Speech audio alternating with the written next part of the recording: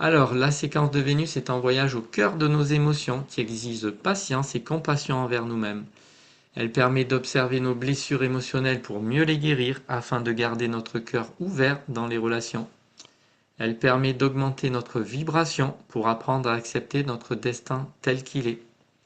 Et on a vu que la séquence d'activation activait la transformation de notre corps physique. La séquence de Vénus active la transformation de notre corps astral, le corps émotionnel, pour avoir des relations épanouies avec les autres. Alors, la sphère de but est une sphère qui existe dans les deux séquences, dans la séquence d'activation et dans la séquence de Vénus. Donc, la sphère de but dans la séquence de Vénus, elle va travailler sur les relations. Les relations les plus difficiles sont celles qui nous permettent de travailler le plus sur nos ombres pour aller à notre but.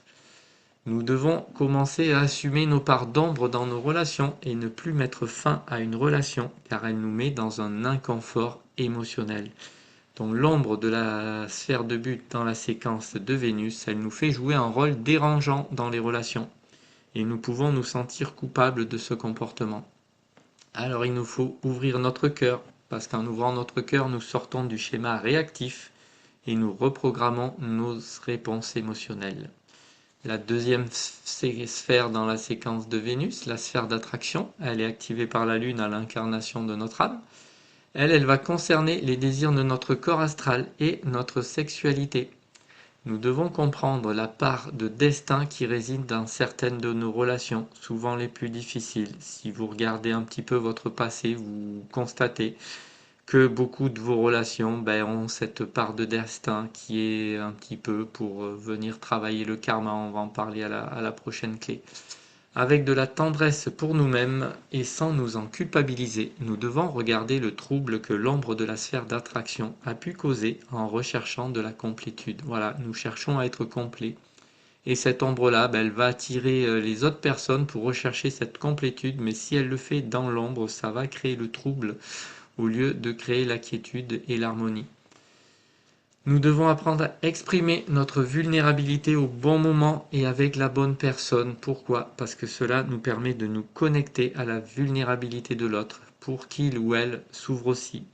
Et ça nous permet ainsi de transformer l'ombre de la sphère d'attraction dans son don. Troisième sphère de cette séquence de Vénus, la sphère de QI, donc ce fameux quotient intellectuel. Alors j'aime pas trop ce nom parce qu'il est vu d'une manière différente, mais c'est un petit peu l'équilibre entre nos deux cerveaux. Alors, elle est activée par Vénus à notre naissance. C'est le schéma mental qui s'est forgé de la période de nos 15 ans à 21 ans. Le QI définit notre flexibilité à penser avec notre deux cerveaux, donc le cerveau gauche qui est très intellectuel et le cerveau droit qui est plutôt dans le côté spirituel et réceptif. Alors, nos pensées, elles ont forcément une influence sur nos émotions, donc plus nos pensées seront positives et meilleures seront nos relations. Dans les conflits émotionnels, ce sont en fait que deux schémas d'ombre de QI forgés à l'adolescence qui s'affrontent entre les deux personnes. Donc il nous faut accepter notre responsabilité et comme ça nous améliorons nos relations, même si l'autre personne ne travaille pas son QI. Si nous on travaille l'ombre de notre QI, on va commencer à réduire ces affrontements. Et dans l'ombre de QI, nous nous croyons indignes d'amour. Donc en regardant notre esprit se contracter sous l'émotion, nous pouvons changer notre façon de penser et choisir d'entrer dans le don au lieu de rester dans l'ombre, car nous sommes dignes d'amour. La sphère suivante, la sphère de Q, ce quotient émotionnel, il est activé par Mars à notre naissance. C'est notre capacité à accepter la responsabilité de nos émotions. Elle se forge de 8 à 14 ans. Le QE concerne notre gestion des limites. Trop de limites et c'est la rébellion et la relation est complexe et pas assez de limites. Ça va être de la confusion dans la relation et ça risque d'être la soumission aussi. Nous devons prendre en compte les sentiments de notre partenaire et mettre notre relation de couple au centre de notre vie, avant notre vie professionnelle. Et dans l'ombre de notre cure, nous ne prenons pas la responsabilité de nos émotions et nous exprimons notre pire comportement. Alors, la maturité émotionnelle, c'est quoi? C'est ne plus exprimer spontanément nos émotions. C'est surtout détecter et transformer nos schémas d'ombre avant de nous exprimer. C'est aussi abandonner nos défenses quand nous nous sentons menacés émotionnellement, et c'est exprimer nos besoins aux autres sans pression ni reproche. Ne plus rechercher à contrôler nos besoins émotionnels à l'extérieur de nous. Voilà. Sphère de QS maintenant, elle est activée par Vénus à l'incarnation de notre âme. Le QS, il est façonné de notre naissance à nos 7 ans, dans l'innocence de notre enfance. Donc vous voyez que les trois sphères QS, QE, QI sont façonnées de la naissance à 7 ans, de 8 ans à 15 ans et de 15 ans à 21 ans. Donc elles ont été forgées pendant notre naissance jusqu'à notre passage à la vie adulte. Alors, des événements difficiles de notre enfance ont pu marquer et rendre plus difficiles nos relations. Une fois nos objectifs et notre carrière mis au second plan, nous pouvons nous ouvrir pleinement à notre relation de couple.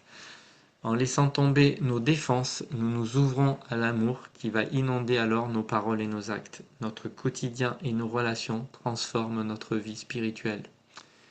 Le QS va nous demander de transcender nos peurs et nos souffrances dans l'amour des autres, même de ceux qui nous ont fait souffrir ou de ceux qui nous font peur. Voilà, là quand on commence à faire ça, on monte dans la vibration.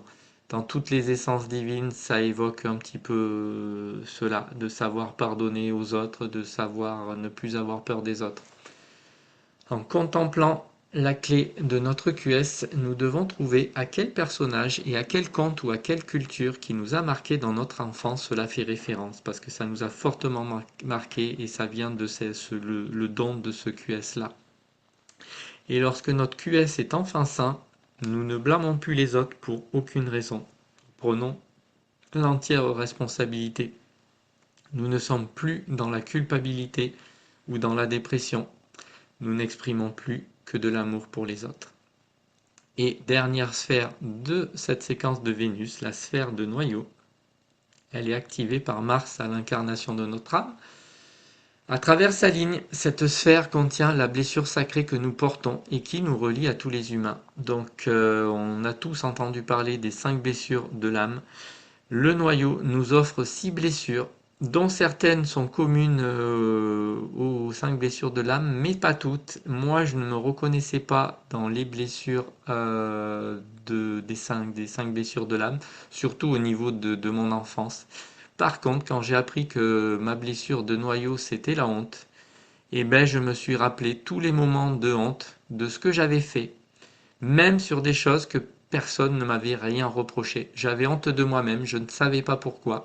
Et maintenant, ben, j'ai compris que ça venait de cette blessure qui vient de notre âme, elle vient pas de ce qui s'est passé dans notre enfance. Voilà, c'est la différence, on va dire, entre les 5 blessures de l'âme de la version classique avec ces blessures de la sphère de noyau. Alors, contempler notre blessure nous rend plus forts intérieurement. Et il n'y a que nous qui puissions la guérir avec patience et persévérance.